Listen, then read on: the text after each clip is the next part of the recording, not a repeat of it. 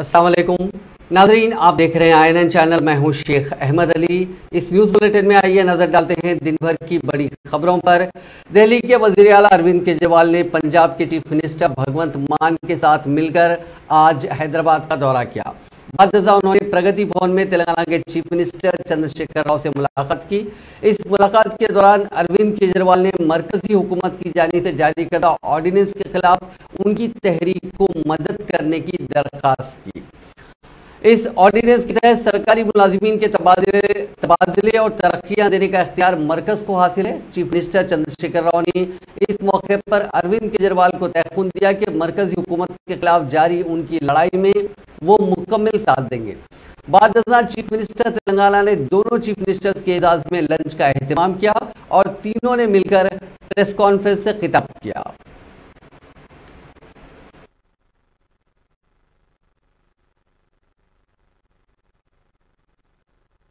8 साल की हमारी लड़ाई के बाद 11 मई को अभी पिछले कुछ दिन पहले सुप्रीम कोर्ट की संविधान कॉन्स्टिट्यूशन बेंच ने 5 जजों ने मिलकर 5-0 से दिल्ली के लोगों के हक में फैसला दिया। 8 साल की लड़ाई के बाद दिल्ली के लोगों को न्याय मिला कि उनकी चुनी हुई सरकार को काम करने का अधिकार मिला। हमें 8 साल लग गए उस नोटिफिकेशन को कैंसिल कराने में और न्याय लेने में। उसके 8 दिन के अंदर 11 मई को ऑर्डर आया सुप्रीम कोर्ट का। 19 मई को मोदी सरकार ने ऑर्डिनेंस लाके सुप्रीम कोर्ट के ऑर्डर को निरस्त कर दिया, पलट दिया। पूरे देश भर में लोग कह रहे हैं कि जिस देश का प्रधानमंत्री सुप्रीम कोर्ट को नहीं मानता, सुप्रीम कोर्ट के आदेश को नहीं मानता, फिर न्याय लेने के लिए वो लोग कहां जाएंगे? अगर देश का प्रधानमंत्री कहता है कि मैं सुप्रीम कोर्ट के आदेश को नहीं मानता और कानून लाके वो आदेश को पलट देता है, तो फिर तो न्याय के लिए कोई जगह नहीं बच जाती है। कहां जाएंगे फिर लोग न्याय लेने के लिए? फिर तो कोई अंतिम चीज ही नहीं है। वो प्रधानमंत्री जी कहते हैं मैं नहीं मानता सुप्रीम कोर्ट को, ऐसे देश कैसे चलेगा? ये तो बिल्कुल गलत है। अब ये अध्यादेश ला के वापस सारी पावर छीन ली, तो एक तरह से जैसे अभी राव साहब ने बिल्कुल सही बोला, ये अध्यादेश दिल्ली के लोगों का अपमान है, घोर अपमान है। एक तरह से प्रधानमंत्री जी ये कह रहे हैं कि तुम जो मर्जी सरकार चुनो, मैं उसको काम नहीं करने दूंगा। तो दिल्ली के लोगों को चैलेंज कर रहे हैं प्रधानमंत्री मोदी जी कि मैं तुम जो मर्जी सरकार चुनोगे मैं काम नहीं करने दूंगा। और ये बात केवल दिल्ली के लोगों की नहीं है, पूरे देश में हम लोग देख रहे हैं कि अगर किसी राज्य के अंदर लोग नॉन बीजेपी गवर्नमेंट बना देते हैं तो उसको काम नहीं करने देते। हुई कि जी जो काउंसिल ऑफ मिनिस्टर द्वारा लिखा जाता है प्राप्तियां गवर्नमेंट की कि हमने ये किया, वो कहता है उसमें मैं माई गवर्नमेंट नहीं कहूंगा। हमने कहा जी आप ही तो सम्मान कर रहे हो विधानसभा, आप माई गवर्नमेंट नहीं कहोगे तो क्या कहोगे? कहते मैं दिस गवर्नमेंट कहूंगा। फिर सुप्रीम कोर्ट जाना पड़ा कि जी माई गवर्नमेंट तो बोलना पड़ेगा इनको। तब जाके उन्होंने सुप्रीम कोर्ट ने कहा कि you have to read it word by word, you can not change. जैसे तमिलनाडु में कर लिया था, स्टालिन जी के पास जो उन्होंने लिख के दिया था वो और था, गवर्नर कुछ और बोल रहा था। तो मतलब ये हैरानी की बात ये है कि जो राज्य भवन है स्टेटों में वो बीजेपी के ऑफिस बन गए और राज्यपाल जो है वो स्टार का पेजर बन गए बीजेपी के। तो इस गवर्नरी सिस्टम को उन्होंने मिसयूज किया है, हर जगह पे करते हैं। आपके बिल रोक रखे हैं स्टेट के, हमारे बिल रोक रखे हैं। वहां पे स्टालिन साहब का चिट्ठी आई थी हमें कि हमें स्पोर्ट करो, हमारे बिल रोक रखे हैं। केरला में तंग कर रहे हैं, ममता दीदी उनको तंग कर रहे हैं। मतलब इन्होंने मन बना रखा है, जैसा कि अरविंद जी ने कहा, अगर इलेक्शन से नहीं जीते तो बाई इलेक्शन से जीत जाते हैं कि मतलब बंदे तोड़ो और बाई इलेक्शन करा लो और कर लो। तो ये बहुत फेडरल स्ट्रक्चर के लिए बहुत घातक है और देश बचाने की लड़ाई लड़ रहे हैं। हमारे हजारों जो स्वतंत्रता सेनानी थे। Modi government today has insulted the people of the state of Delhi. I can say without iota of doubt, it is insult to the state, the Delhi state people. It is a public mandate. The government has not been nominated by anybody. Government has been mandated by the people of Delhi state. ఈ వ్యక్తులకు అరవింద్ కేజ్రీవాల్ గారు కాదు, insult to the people of Delhi. వాళ్ళు కూడా రేపు బుద్ధి చెప్తారు ఖచ్చితంగా ప్రభుత్వానికి. वो भी सबक सिखाएंगे. तो इसलिए हम लोग अनुरोध करते हैं मोदी जी, आप ऑर्डिनेंस विड्रा कीजिए. ये अच्छा नहीं है. आप इमरजेंसी की बात ही फिर दोहरा रहे हो, वही बात ला रहे हो. देश में इमरजेंसी आने से पहले भी ऐसी स्थितियां थे. जब इलाहाबाद हाईकोर्ट ने एक जजमेंट दिया उसके खिलाफ में ऐसे ऑर्डिनेंस जैसा कॉन्स्टिट्यूशन अमेंडमेंट करके गड़बड़ किए थे, फिर उसके बाद प्लस फॉलोड बाय इमरजेंसी. आप भी उसी रास्ते में हो. भाजपा के नेता हमेशा गला पाड़ पाड़ के बोलते हैं कि भाई इमरजेंसी के काले दिन, इमरजेंसी के काले. आप कौन से अच्छे दिन है? ये क्या अच्छे दिन है? इमरजेंसी के काले दिन से भी बुरा है. It's worse than emergency. You are not allowing the people selected, very popularly elected Delhi government to function. Even you are not able to honor the Supreme Court judgment. Then what else? Not honoring the Supreme Court larger bench judgment means going towards your journeys towards emergency only, which the country will refute. ये आपको सबक सिखाएगा. अभी कर्नाटक में सिखाए लोगों ने, आगे पूरे देश में सिखाएगा. इसीलिए हम अनुरोध करते हैं कि विड्रा कर लो अपने आप. जैसा किसानों का कानून, भूमि अध्यादेश का कानून, वो सारा विड्रा कर लिए थे. आप तो माफी के सौदागर हो, तो इसीलिए बेटर है अपने आप में विड्रा करो. आपने जो जंग छेड़ा है बिल्कुल गलत जंग छोड़ा है.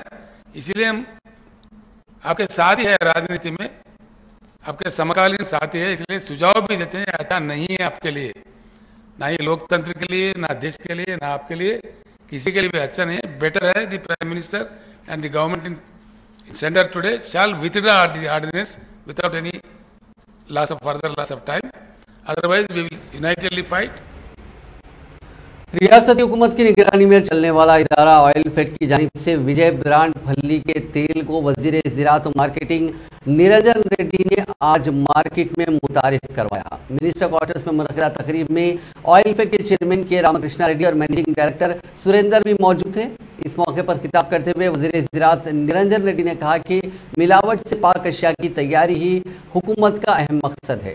हुकूमत की ज़ेर निगरानी चलने वाली विजय कंपनी की जानिब से मियारी खुर्दनी तेल सरबराह करने का फैसला किया गया है.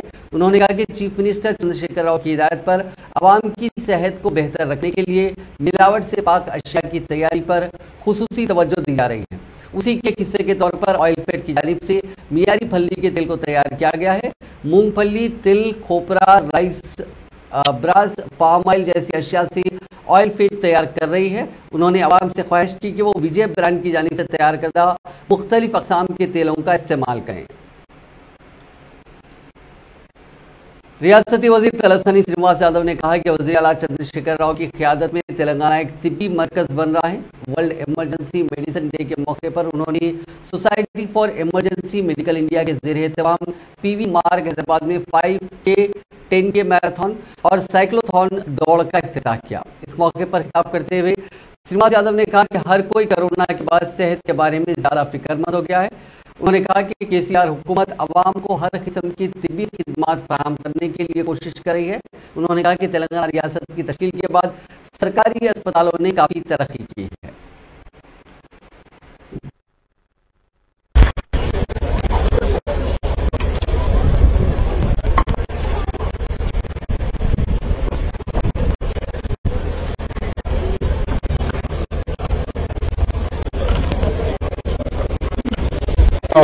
Chief guest, Honorable Talsa Srinivasa sir, Honorable Minister, then Ravindra Rao sir, then all the semi-dignitaries on the dais and off the dais.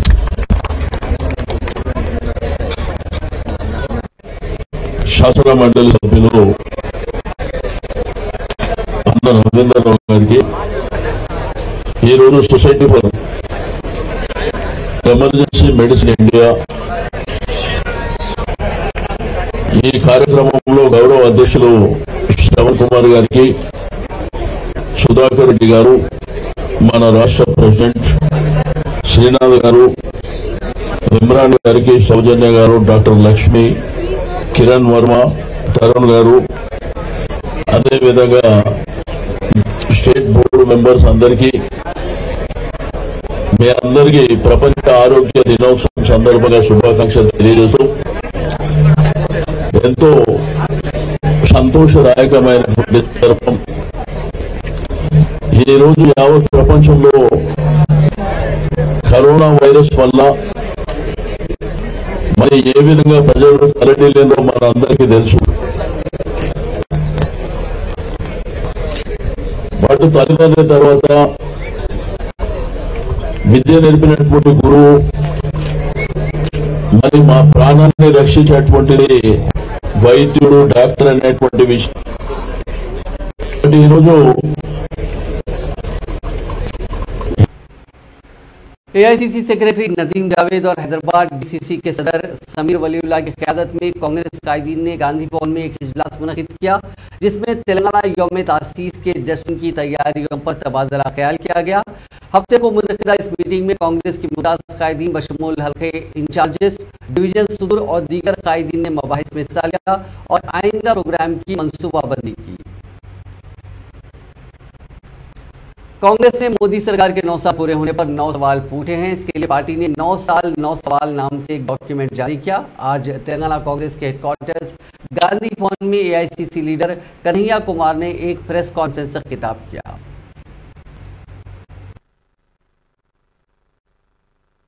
साली बढ़ गई है तो वो अपने बच्चे को क्यों नहीं किसान? हकीकत ये है कि इस देश का प्रथम उत्पादक, फर्स्ट प्रोड्यूसर सरकार की पॉलिसी के चलते आज घुट घुट कर अपनी जिंदगी जीने को विवश है। चाहे आप किसान की बात कर लें या छोटे व्यापारियों की बात कर लें। दूसरी बात ये क्या कह रहे हैं कि देश में मैन्युफैक्चरिंग बढ़ गया है। किसका? देश की कंपनियों का। मेक इन इंडिया का क्या मतलब होता है? मेक इन इंडिया का मतलब सिर्फ ये नहीं होता है कि भारत के भीतर बन रहा है। मतलब ये होता है कि भारत के लोग बना रहे हैं, भारत की कंपनी के लिए बना रहे हैं और भारत के लोगों के लिए बना रहे हैं। ये होता है ना। आप मुझे बता दीजिए, यहां बैठे हुए जितने लोग हैं, आपके पास जितने भी तरह का चीज आप इस्तेमाल कर रहे हैं, उसमें से कितना सामान जो है वो भारत की कंपनी बना रही है। मोबाइल पे बड़े बड़े दावे किए जा रहे हैं, सब अपना अपना मोबाइल निकल करके देख लीजिए कौन कंपनी का मोबाइल यूज कर रहे हैं। सामने इतना कैमरा लगा हुआ है, कैमरा निकाल करके देख लीजिए कौन सी कंपनी का कैमरा इस्तेमाल कर रहे हैं। जिस गाड़ी से चल करके आप इस प्रेस कॉन्फ्रेंस में आए हैं, वो गाड़ी की कंपनी किस देश की है? हमारे देश की स्थिति यह है कि हमारी तमाम जरूरत की चीजें जो पहले भारत की कंपनी भारत के लोगों द्वारा भारत के लोगों के लिए बनाया जाता था, आज ये स्थिति पूरी तरह से पलट दी गई है। इसीलिए अर्थव्यवस्था के मामले में यह सरकार पूरी तरह से फेल हुई है। खुद सरकार का दावा है कि हम 80 करोड़ लोगों को 5 किलो अनाज दे रहे हैं। इसका मतलब 80 करोड़ जो लोग हैं वो 5 करोड़ अनाज लेने की स्थिति में हैं। और जब वो 80 करोड़ लोगों को अनाज देते हैं तो कहते हैं कि मास्टर स्ट्रोक है। और जब भारतीय राष्ट्रीय कांग्रेस ओल्ड पेंशन स्कीम को लागू करने की बात करती है, महिलाओं को बस में फ्री पास देने की बात करती है, 10 लाख का इंश्योरेंस देने की बात करती है, तो कहते हैं कि रेवरी पॉलिटिक्स हो रहा है। आप मुझे बताइए कि पार्लियामेंट 20,000 करोड़ का बनाना ये देश के पैसे की बर्बादी नहीं है। बच्चों के लिए स्कूल बनाना, अस्पताल बनाना और सड़क बनाना देश के पैसे की बर्बादी कैसे है?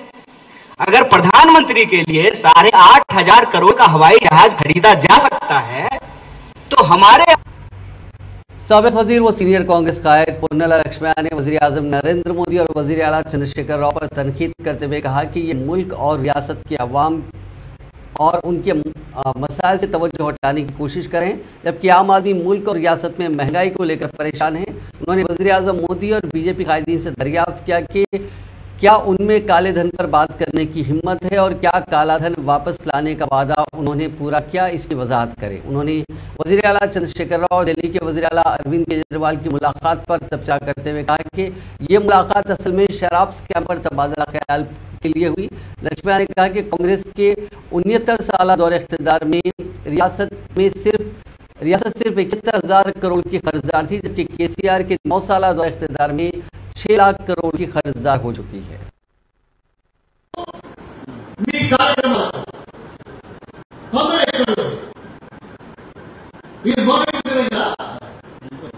ప్రజలు పదాలు పట్టించడానికి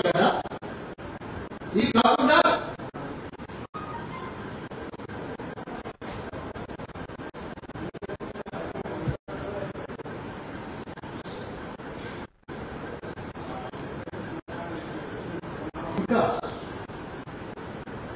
ఇప్పుడు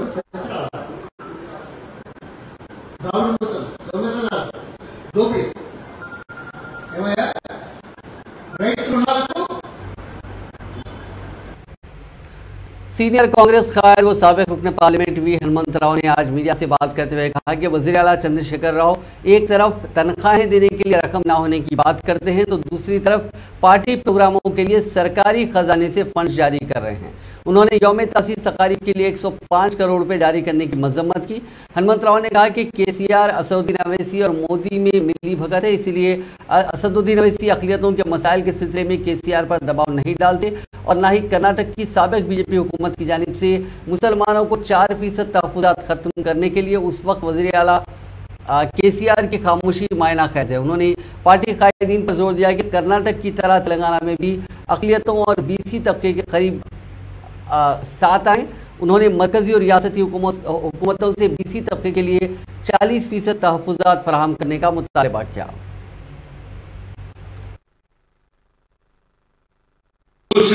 मालूम है उनका एक ही मकसद था इस देश को तोड़ने का काम भारतीय जनता पार्टी कर रही और हमारे पिताजी भी उनके पिता राजीव गांधी भी सद्भावना करे है। 4 मीनार से लेके सिकंदराबाद तक वैसा देश भर में सद्भावना जो लोगों के दिलों में जहर फेंकने का काम कर रहे। हमारे राहुल गांधी भी वही तरीके से प्रेम बढ़ाने का काम करे और लंबा सफर मैं समझता हूँ 4000 किलोमीटर चलने वाला इस देश में एक ही आदमी था जिसका नाम राहुल गांधी है। वो पदयात्रा में बहुत से चीजें मालूम है, किसानों की तकलीफ, नौजवानों की बेरोजगारी, गरीब लोगों का जो मेहनत में उनको 4 पैसे भी नहीं मिल रहे, नौकरियां नहीं मिल रहे, बीटेक पढ़े, एमटेक पढ़े, किसान अपना मूल पैसे वो भी नहीं मिल रहे। सब मालूम होने के बाद राहुल गांधी को एक दिल में सोच आया कि क्यों हो रहा और नरेंद्र मोदी बोला क्या बोला, हर एक को 15 लाख जमा करूंगा, ब्लैक मनी लाऊंगा और डिमांडेशन करा और 2 करोड़ नौकरी बोला, मिला क्या ये पूछे तो कहीं भी बराबर जवाब नहीं मिला। लोग अभी गुर्बत में है, लोग आज भी परेशान है। तो इसी वजह से आबादी भी किसका आबादी क्या है वो मालूम करने के बाद कैश वाइज सेंसस कर दूं बोला, जितना हिस्सेदारी उतनी ही भागीदारी बोला।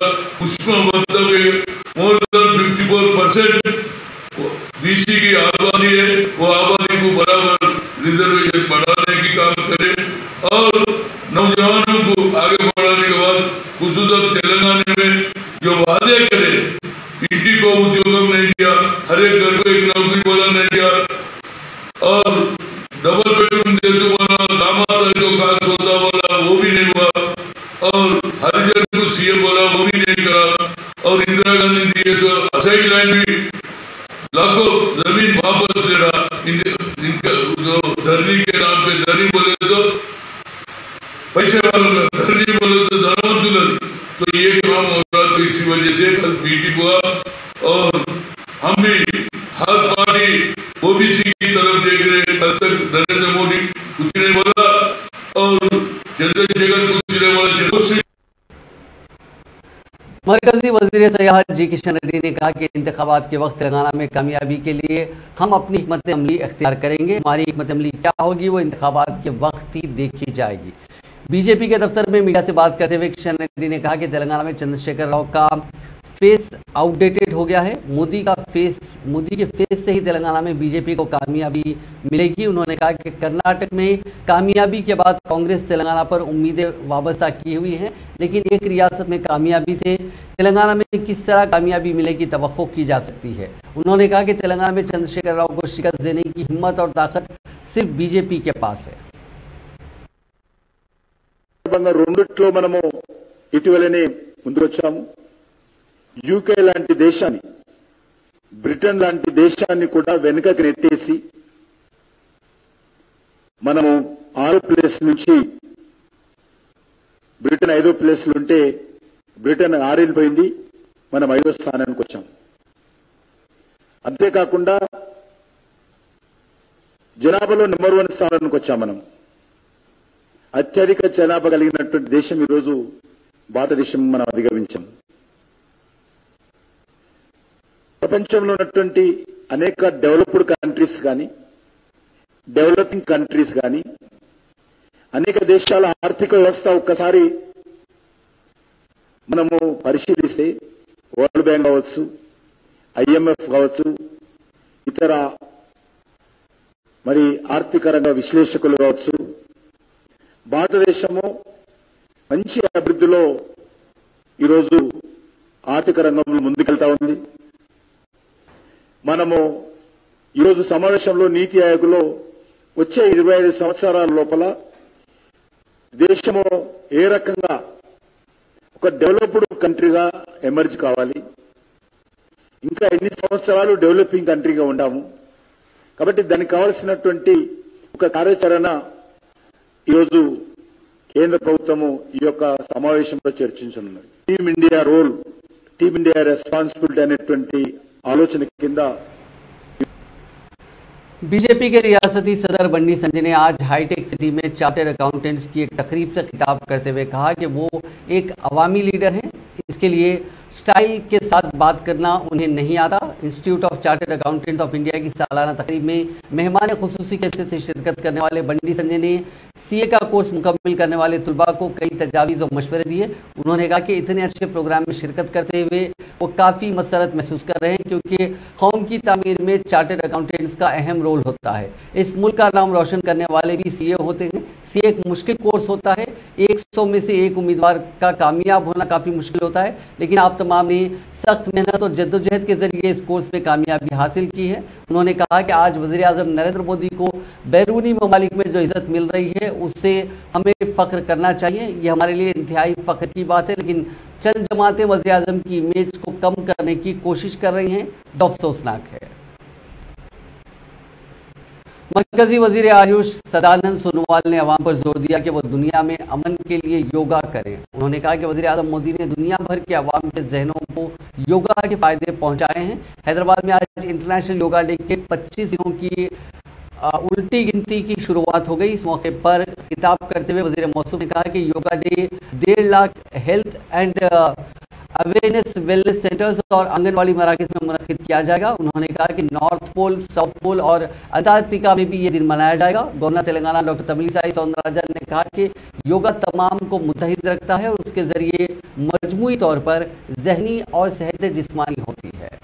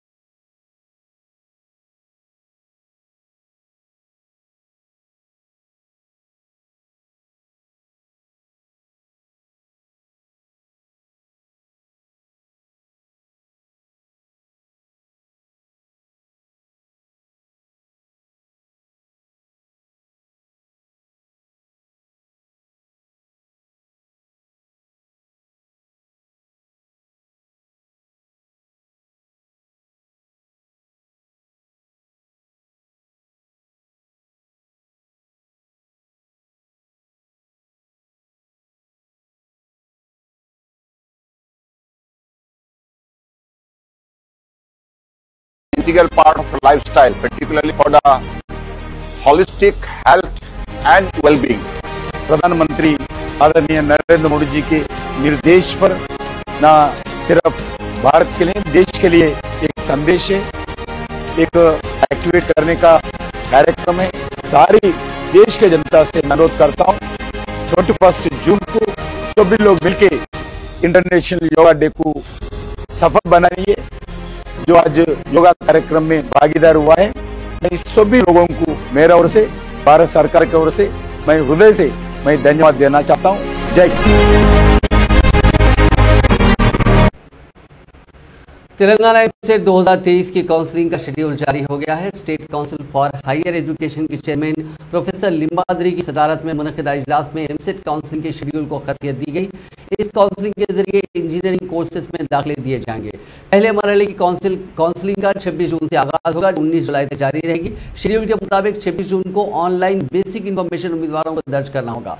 बाद प्रोसेसिंग फीस की अदायगी के बाद स्लॉट बुक करना होगा और असनाद की जांच की तारीख और वक्त के इंतखाब की भी सहूलत फराहम की गई है। 28 जून से 7 जुलाई तक स्लॉट बुक करने वाले उम्मीदवारों को इन तवारीख के दरमियान असनाद की जांच के लिए काउंसलिंग में हाजिर होना होगा।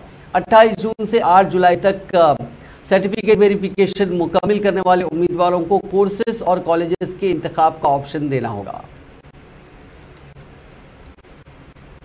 तेलंगाना SPDCL में जूनियर लाइनमैन और असिस्टेंट इंजीनियर इलेक्ट्रिकल की जायदादों के लिए मुनक़िदा इम्तिहानात के नतीजे जारी हो गए हैं। 30 अप्रैल को मज़कूरा जायदादों के लिए तहरीरी इम्तिहान मुनक़िद हुआ था और इंतहाई कम अरसे में नतीजे जारी कर दिए गए।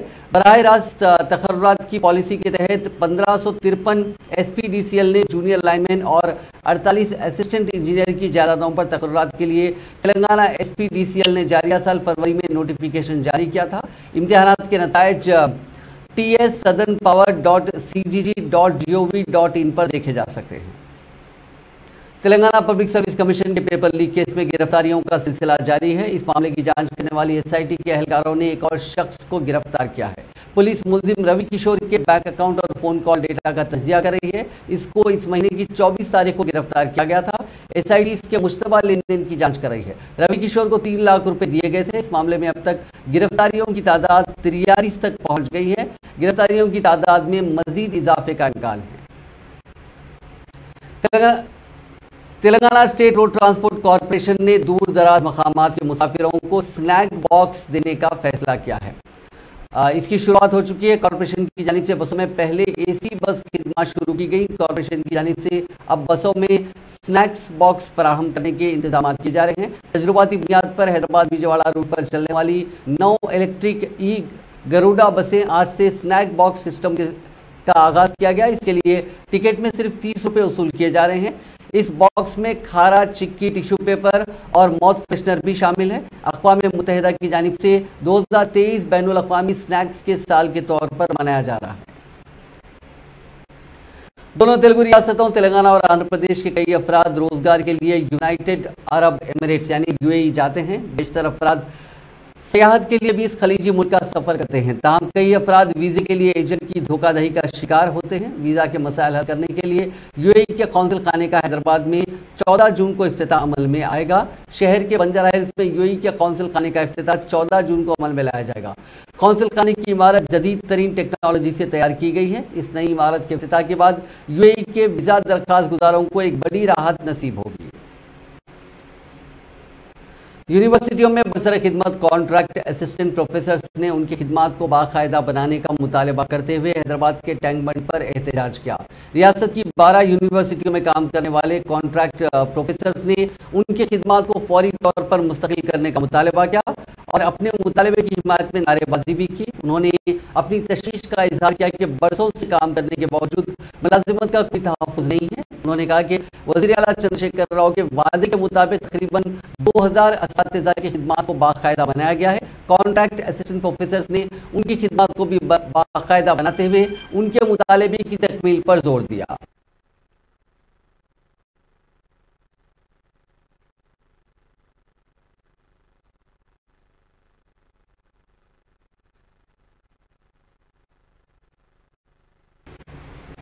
शहर हैदराबाद के शमशाबाद एयरपोर्ट पर UAE की एक खातून के पास से बड़े पैमाने पर बैरूनी करेंसी जब्त कर ली गई है। जराये के मुताबिक कल शब CIWAS संपत और ACTC शेख जानी बाबू ने इस खातून के मुश्तबा रवैये पर शक का इजहार करते हुए मुत्तहिदा अरब अमारात से ताल्लुक़ रखने वाली ज़ैनुन्निसा मोहम्मद कमरुद्दीन नामी 62 साला खातून को एयरपोर्ट के डिपार्चर इलाके से पकड़ा। ये खातून फ्लाइट नंबर G9459 के जरिए सुबह 4:20 पर शारजा रवाना होने वाली थी। इसके लगेज से जुमला 500 माफ़ कीजिएगा ये 44,480 रुपये के दरहम उसके पास से जब्त हुए। इस रकम की हिंदुस्तानी रुपयों में इसकी मालियत 9,67,440 रुपये बताई गई है।